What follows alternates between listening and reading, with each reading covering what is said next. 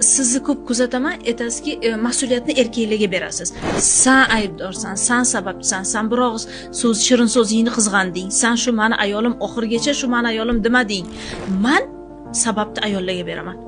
Sen sababchisan deyman. Ayol kishi uyda antenna, ayol javobgar mas'uliyatga.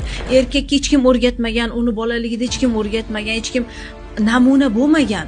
O'sha gul berish yoki qo'ynini olishda ham otadan ko'rish kerak edi.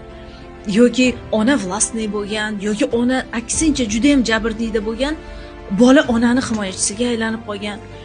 Keyin onadan uzilolmaydi, ayoliga qarolmaydi.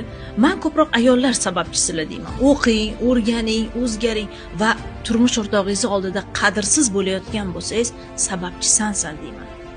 Erkak kishi psixologiyani o'qimasligi mumkin. Erkak kishi borib munosabatlarni yaxshilashga harakat qila olmasligi mumkin. Lekin ayol ilmli bo'lishga, ziyoli bo'lishga buyurilgan. Bu bizning territoriya. Madaniyat, sevgi, tarbiya bu bizga tegishli deyman.